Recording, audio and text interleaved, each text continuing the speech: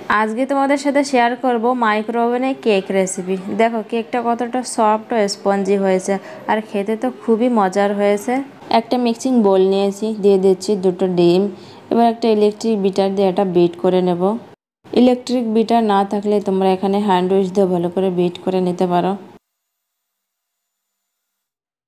দিয়ে দেবো চিনি। চিনিটা অল্প অল্প করে দিতে হবে আর বিট করতে হবে। তোমরা চাইলে এখানে গুঁড়ো চিনিটা ব্যবহার করতে পারো।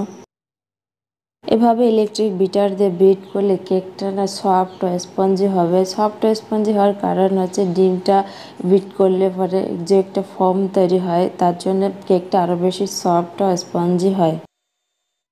দিয়ে দেবো 4 টেবিল চামচ তেল।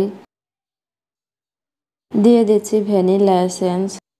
আর দিয়ে দিচ্ছি সামান্য পরিমাণে নুন। নুনটা দিলে চিনির ব্যালেন্সটা ঠিক থাকে। যে কোনো মিষ্টি জাতীয় খাবারে নুন দিলে চিনির ব্যালেন্সটা ঠিক থাকে আর খাবারের টেস্টটাও ভালো আসে।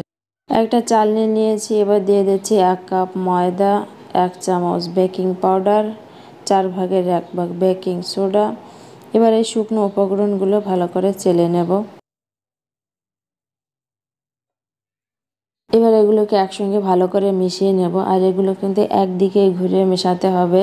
আমি ঠিক যেভাবে মেশাচ্ছি এইভাবে মেশাতে হবে, তাহলে কেকের ব্যাটারটা সফট আর স্পঞ্জি হবে।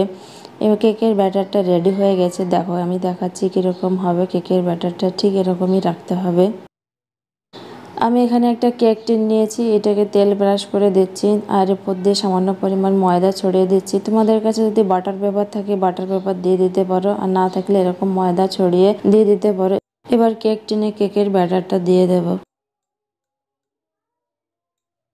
আজকে তোমাদের মাইক্রোওভেনে কেক বানিয়ে দেখাবো। আর মাইক্রোওভেনটা আগে থেকে আমি ফ্রি হিট করে রেখেছি।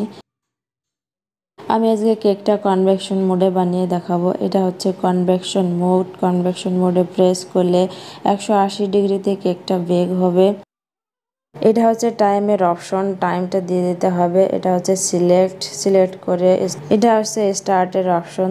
চালু হয়ে গেছে। কেকটা 180 ডিগ্রিতে 25 থেকে 30 মিনিট বেক হবে। কেকটা হয়ে গেছে। কেকটাকে 5 মিনিট হওয়ার পর বের করে টুটি ফুটিগুলো দিয়ে দিয়েছিলাম, যাতে কেকের ভিতরে টুটি ফুটিগুলো চলে না যায়। কেকটা হয়ে গেছে। এবার একটা টুথপিক দিয়ে দেখাচ্ছি। দেখো টুথপিকটা একদম পরিষ্কার বেরিয়েছে। তো কেকটা হয়ে গেছে।